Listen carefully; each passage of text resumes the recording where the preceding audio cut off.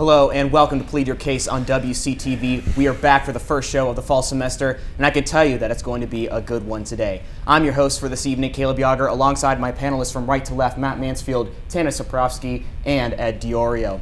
Today we're talking about all things NFL. Even though the coronavirus has limited the attendance of games, we still are having a season, and we have plenty of preseason predictions to get into before the start of the NFL season, which is tomorrow night between the Houston Texans and the defending Super Bowl champion Kansas City Chiefs. We'll be discussing big headlines, AFC and NFC breakdowns, sleepers and busts, and even our predictions for the 2021 Super Bowl. So sit back, relax, you know what time it is. It's time to plead your case. Welcome to Plead Your Case, WCTV's only national sports debate show. I just don't see how this guy can be the face of the league. When the teams do well when they're supposed to, the coach is the number one source of praise for that. And that they're able to win and they're able to score at a high level. Their power play has been tremendous.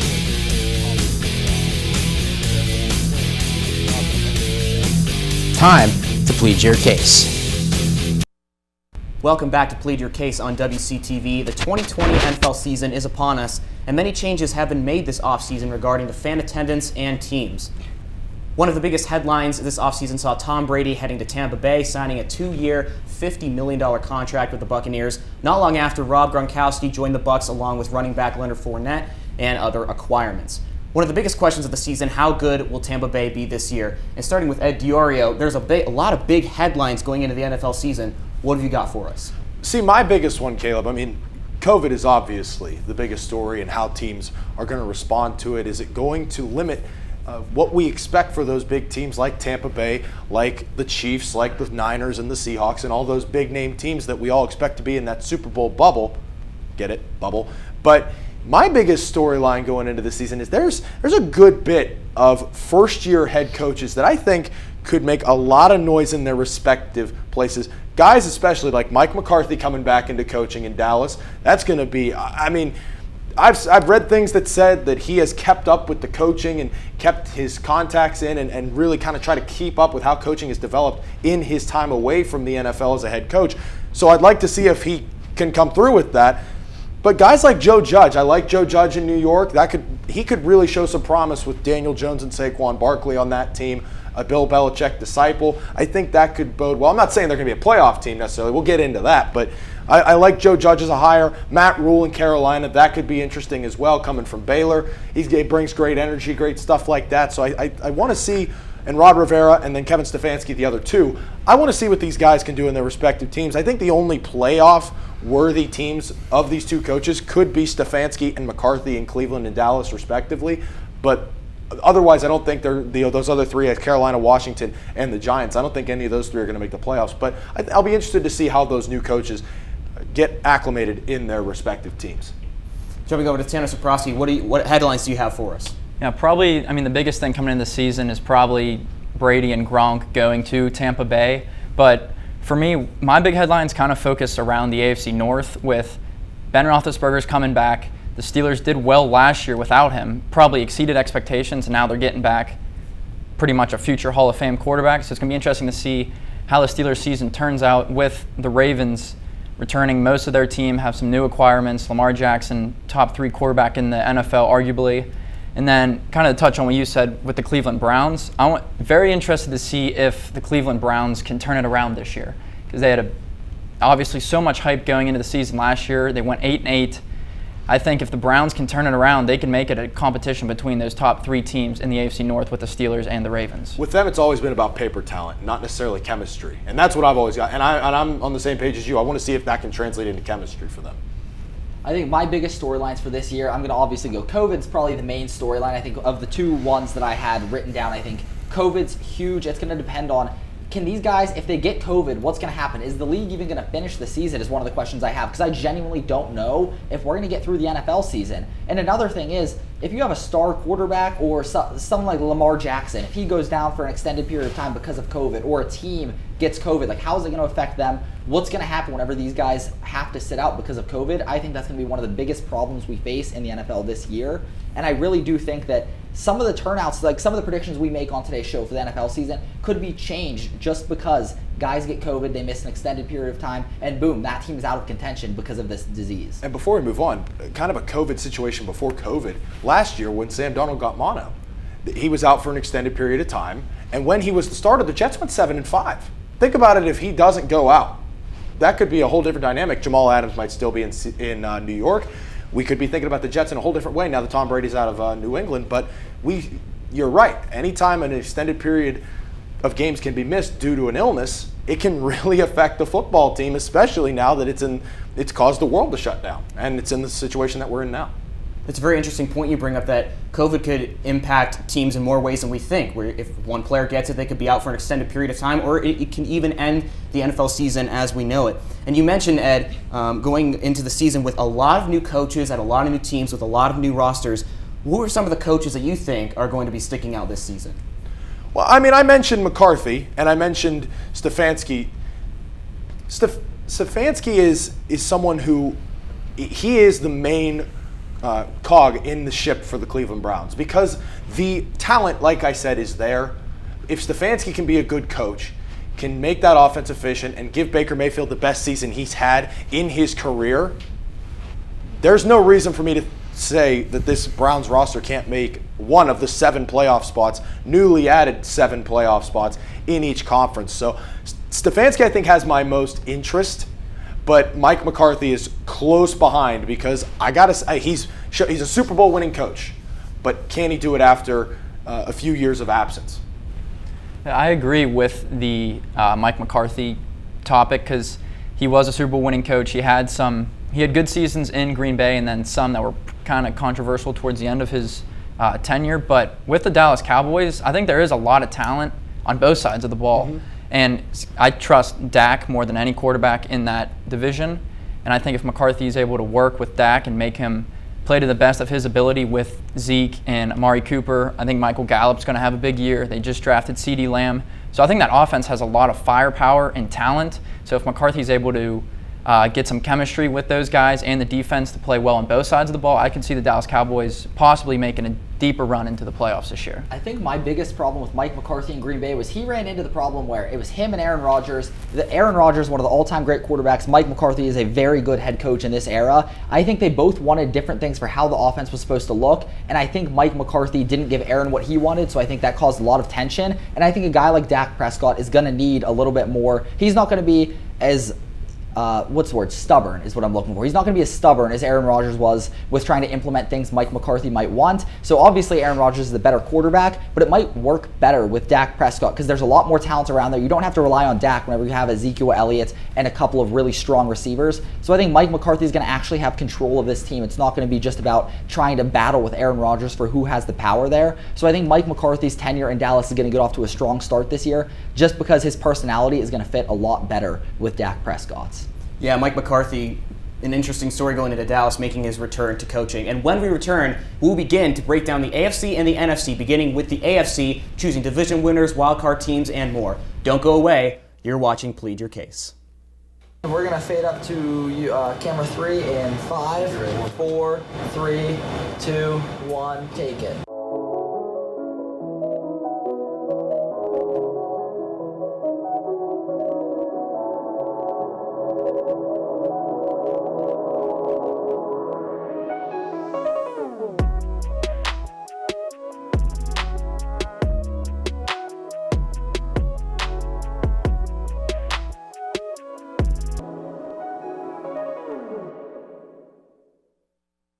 The AFC is on the clock for our next topic. This past season, the Super Bowl winners were from the AFC, the Kansas City Chiefs. We're going to take a look and see if there are any contenders in the AFC that can compete with Kansas City this season. Matt, we're going to start with you. So we're going to have 4 division winners, 3 wildcard teams, and 1 to win the AFC. Who do you got? First of all, let's start with the easy one. AFC North, Baltimore Ravens. I think they're going to win the division. They have the easiest schedule in football after being the best team in the NFL in terms of regular season last year. So I think they're going to be able to win this division. I think they're going to get a fight from the Steelers, but I don't think the Steelers are going to be able to win the AFC North, but I do think the Steelers are going to be able to snag one of my wild cards. 2 teams from the AFC North make it. Cleveland, 8-8 this year, not a threat in the AFC. Next, let's go to the AFC East. I've got Cam Newton with an MVP caliber season taking the New England Patriots to the AFC East title. They're going to be a 10-6 team. Bill Belichick, the greatest coach of all time, with an offseason that's been very weird for everyone. I trust him to figure out the defense. They got an upgrade at quarterback with Cam Newton this year. That's it. The AFC East is won by the Patriots. Jumping to the South, I've got the Indianapolis Colts again winning. I think the addition of DeForest Buckner, I think he's going to be huge. He's going to open up things for a guy like Darius Leonard, and then you've got Malik Hooker. He should be healthy all season. That defense is going to be good. Phillip Rivers finally gets an offensive line that's going to help him cut down on turnovers.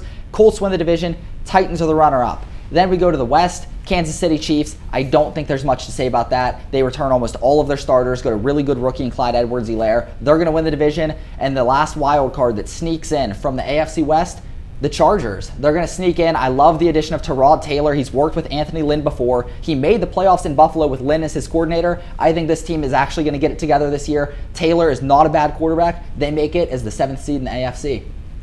Yeah, starting with the East, I have to disagree with your first pick.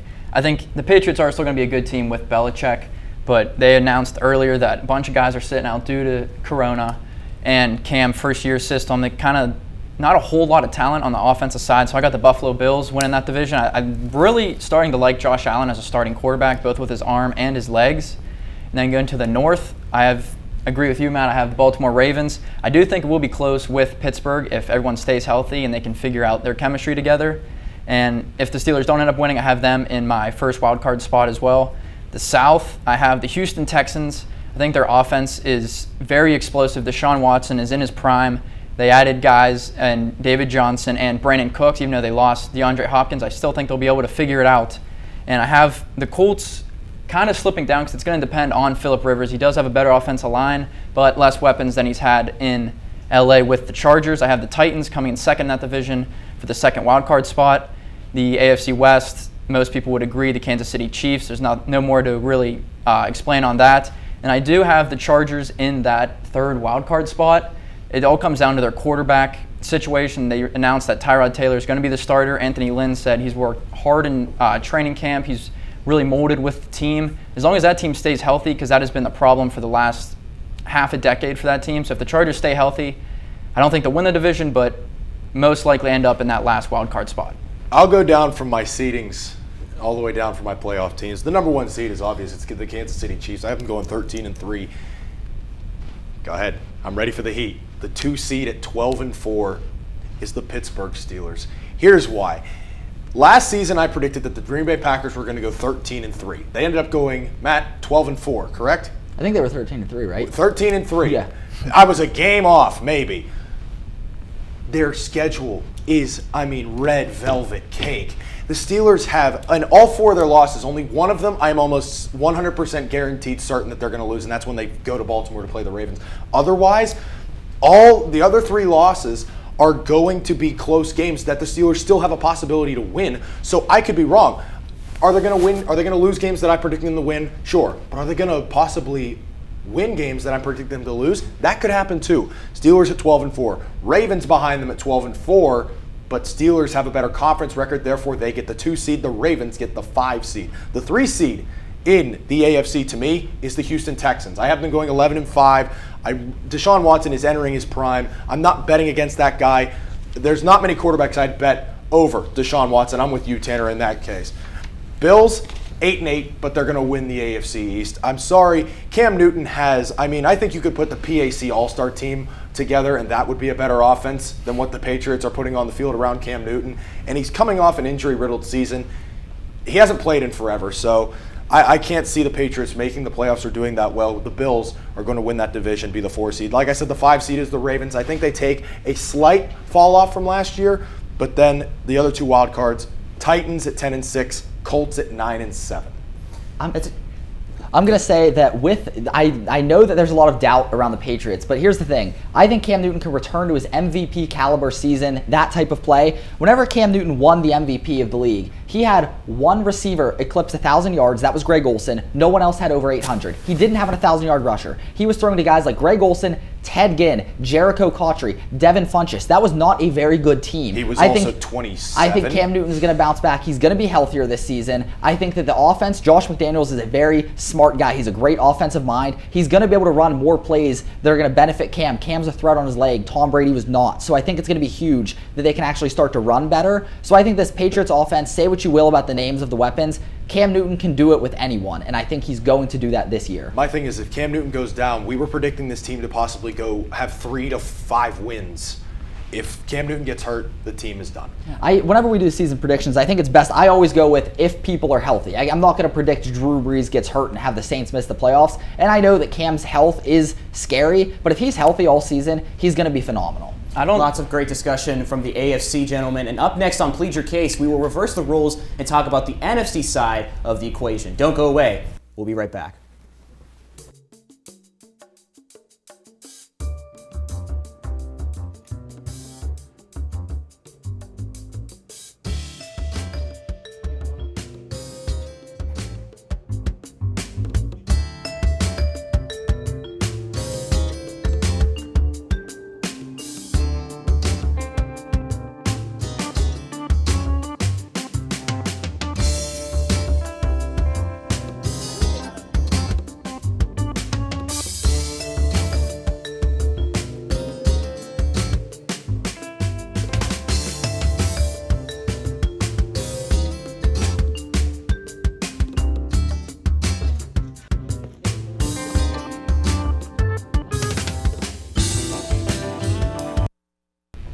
The NFC has some teams that can definitely be Super Bowl contenders, but which ones will be our picks to make it far into the postseason? Tanner, we're going to start with you. The same thing with the NFC side of things. 4 division winners, 3 wildcard teams, and 1 to pick to win the NFC. Who do you got? Yeah, I'm going to start with the NFC East. I got the Dallas Cowboys. I mentioned it earlier. Mike McCarthy, I think it's a good addition. That offense is still very productive. They can be very productive with a good defense on the other side of the ball. The North, I have the Minnesota Vikings.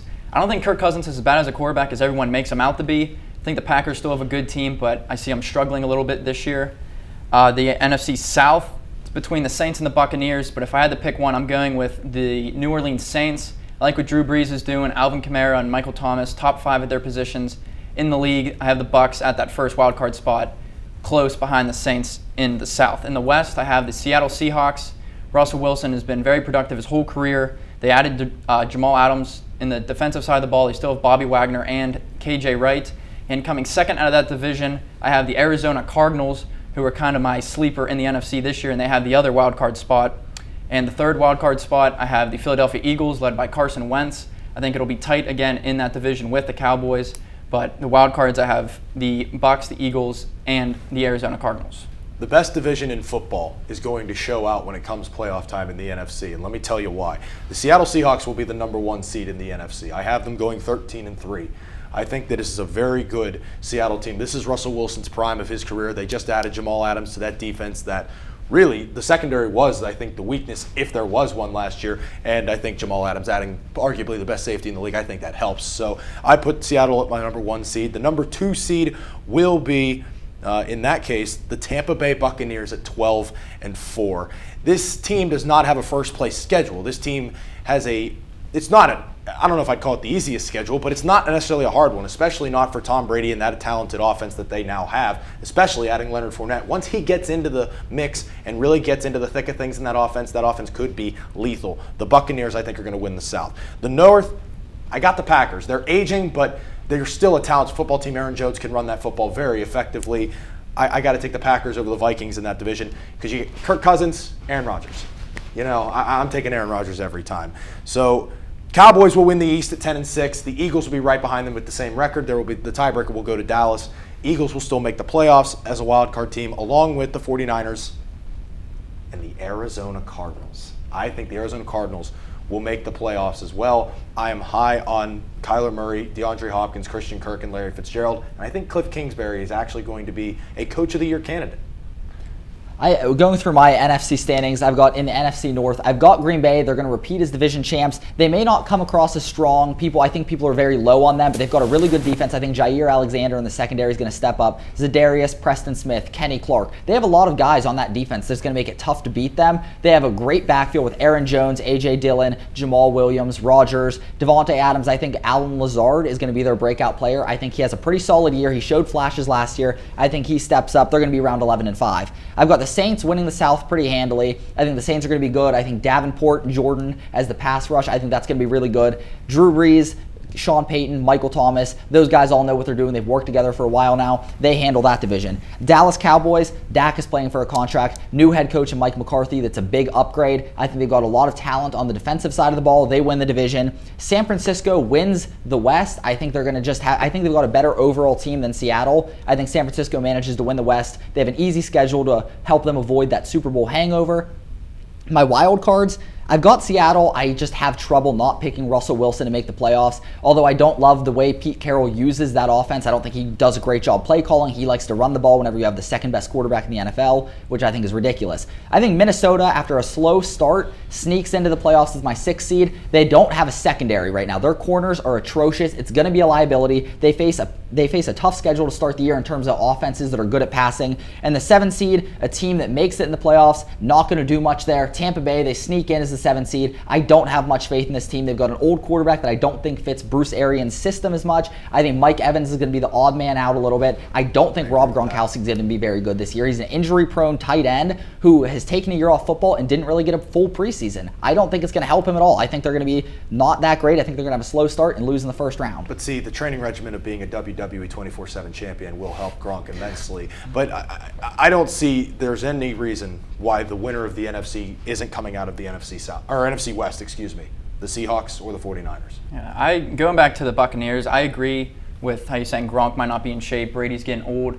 My point where I think the Bucs will be good. They're going to make the playoffs, but I think it's going to be very interesting to see how the weapons that Brady has now compared that he has the last couple years in New England. Because he has a bunch of downfield threats, and Chris Godwin, Mike Evans, Gronk, if they use them the right way. So it's going to be interesting to see how he moves from these slants and curl routes to deeper passes down the field. When was the last time he had this many notable weapons in New England? That's my question. You could arguably say it was 2008 or 2007, excuse me, when they had the record-breaking season with Randy Moss as well. They don't have a Randy Moss on this team, talented receiver, but they have a collection of talent that I think really just Tampa Bay understands that they're aiding a 43-year-old quarterback, and I bet you they did about as good of a job as they could have. Yeah, I think the biggest problem is aiding a 43-year-old quarterback. I don't think historically, it's never really happened. We haven't seen anyone play as long as Tom Brady has. I don't think it's going to go that well. I think they're going to have a slow start. The defense is underrated. I think they're going to be pretty solid. It'll help them win some games. I do have my team that I have missing. I've got the Eagles missing the playoffs. They're the odd man out. I really do. There hasn't been a repeat winner in the NFC East since 2004, and I don't know if I trust them. They've already had some injuries in camp. What did they do to upgrade the wide receivers? What did they do there? I don't think they did enough to make me say, yeah, that team is better and they're going to win the division. Whereas Dallas, I think they made noticeable upgrades that's going to help them win the division, and I think that's going to keep this Eagles team out of the playoffs.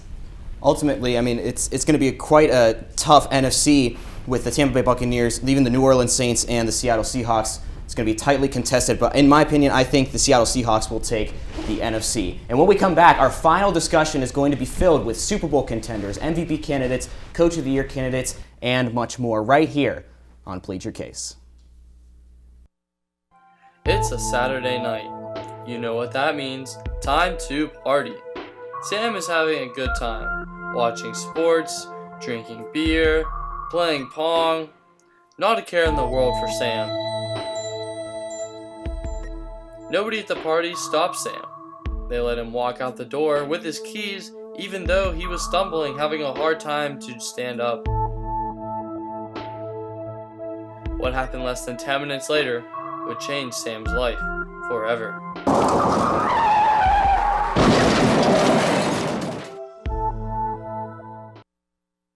Welcome back to Plead Your Case on WCTV for our final topic discussion of the day. First, our Super Bowl picks are in. Ed, who do you have as your Super Bowl pick for the year?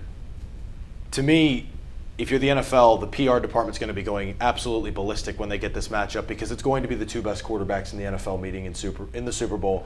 Russell Wilson in the Seattle Seahawks versus Patrick Mahomes in the Kansas City Chiefs, in which, yes, I know it's very hard to go back-to-back in any professional sport, let alone the king of football. Patrick Mahomes is a transcendent talent, and that's why he's going to win his second straight Super Bowl. I just can't bet against the guy. I can't do it. You tell me which quarterback you're going to take over him in today's NFL, and I'll tell you you're wrong, because you are. I mean, the Chiefs are just the best team in the league, and they've only gotten better with Clyde Edwards-Helaire, as you mentioned, Matt. And it's just, I can't pick against them until a team dethrones them. The Niners were this close. They were this close to doing it, but they didn't. They blew the lead, and Patrick Mahomes showed why he could have arguably been a two-time MVP, but he has started to enter that category of best player in the league, to where if nobody steps up and gets the MVP, well, we know Pat Mahomes is going to throw for over 4,000 yards and 40 touchdowns, so we could always give it to him, but let's try to give it to other people. People like LeBron James and athletes like that. That is where Patrick Mahomes, I think, is getting to, so I'm going to pick him to win the Super Bowl this year. I know, very original. I have one of those same teams that you have. I have the Chiefs going back to the Super Bowl, but instead of the Seahawks, I have the Saints. I know many people aren't fond of the Saints, especially in the postseason, but I think this year could be their year and possibly one of the last chances they get. So I have Chiefs for Saints in the Super Bowl. I have the Chiefs, as you mentioned, hard to go back-to-back. I do have the Chiefs winning again. And my take on it is the Chiefs control their own destiny. They are the best team in the NFL. They have plenty of weapons offensively and defensively. So if they play their game, they can win 13, 14 games throughout the year. Mahomes could easily throw 40 to 45 touchdowns again, 4,500 yards. So I have the Chiefs going back-to-back and Pat Mahomes winning the MVP throughout the regular season as well. Yeah, no, I've got the AFC West winning the Super Bowl with the Chargers. No, I'm kidding. I've got the Chiefs winning the Super Bowl. It doesn't matter who comes out of the NFC. It's going to be the Chiefs. But I do think that Seattle, I don't love their roster. I don't love everything about them, but I do love Russell Wilson. He's going to get them to the promised land, but Patrick Mahomes, like you said, a transcendent talent, is going to be one of the all-time greats. I don't think you beat him. I think this roster, especially with a shortened offseason because of COVID, I think the Chiefs are at a massive advantage. I think Patrick Mahomes, the regular season MVP, is going to also win another Super Bowl MVP as he carries the Chiefs to another Lombardi. That's the biggest thing, is that maybe I could bet against Patrick Mahomes if he didn't have Tyreek Hill, Travis Kelce, Clyde Edwards-Helaire, Sammy Watkins still. Damian Williams isn't a bad running back. Andy Reid just pumps those out like I changed my socks. And it's just, the thing is that this team, like you said, it's not just Patrick Mahomes, Tanner. It is a full roster. This defense showed in that Super Bowl last year that they are better than people give them credit for. Are they going to be able to pay everybody when that time comes? No. But while we have this roster, you can't bet against it. But Patrick Mahomes is not my MVP for the NFL season, as we're going to get into the awards here. And this doubles as my hot take. The 2020 MVP of the NFL, leading the 12-4 Pittsburgh Steelers in his 17th season, his first MVP honor is Ben Roethlisberger. Think about it. If he gets that team to a 12-4 mark, past the Ravens, and gets into the AFC Championship game. I know it doesn't go off of that, but Ben Roethlisberger, they're saying that his arm is as good as it's been since his rookie year. If that's the case, this young receiving core could do some damage, and I think Ben could be very good as well. If he comes out and surprises people like that, I would not be shocked if he is the 2020 MVP, and that's my pick. I think the record would ultimately get him there, but I think it's going to come down to stats, because the Steelers are arguably top 5, maybe top 3 defenses in the league. So if they win games where Ben doesn't do as well and they kind of rely on the defense to win, I could see him not winning the MVP, but if he does put up those big numbers that we've seen, I think that could be a close choice for another MVP.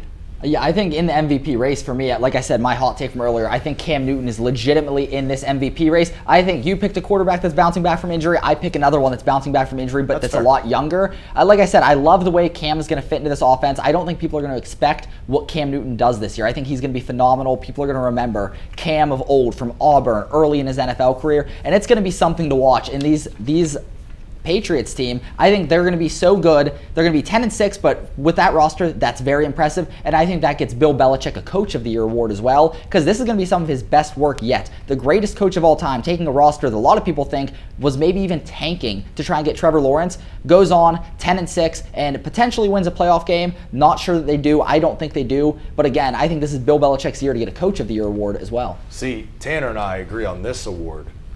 Coach of the Year. I said how much I love the Arizona Cardinals this year.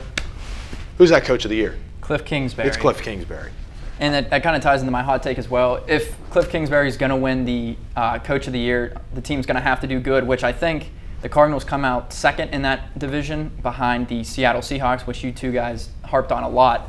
But I think Kyler Murray didn't do great last year, but that's not really expected out of a rookie. But he did have a good rookie season. He won the Rookie Offensive Player of the Year. I think he fits in perfectly with what Cliff Kingsbury wants to do on offense. I think he's a college coach. Kyler Murray, I think, still a college quarterback. So if both of them work together, it could be a good season, plus those weapons that we touched on earlier with Larry Fitzgerald, the new addition with DeAndre Hopkins. Christian Kirk played well last year, and they got Kenyon Drake from Miami, who's a good running back as well. And I thought about this earlier, thinking about what I wanted to come on the show and say, and it was the fact that I think Kyler Murray could have a Lamar Jackson-esque escalation into the spotlight of the next young NFL quarterbacks. I don't think you win a Coach of the Year going 8-8 though, and I think that's what the Cardinals are going to do. That secondary is not going to win them enough games. I think they're going to lose a lot of shootouts. That's what these opinions are for, man. Defense is more talented, I think, than people have. The addition of Isaiah Simmons from Clemson, it's talented, I think, really helps that. Yes, it's talented, but really it's not helps. quite there. I think Isaiah Simmons is Defensive Rookie of the Year. I have him as well. I've got Chase Young. That's if Chase Young has 13 plus sacks, then yeah, you go with him too. Gentlemen, some great discussion today, and that's going to wrap it up for us here today on Plead Your Case. Thank you so much for tuning in today to our NFL special, and make sure to tune in next time to Plead Your Case Wednesdays at 4 p.m. on WCTV. Stay safe and have a wonderful night.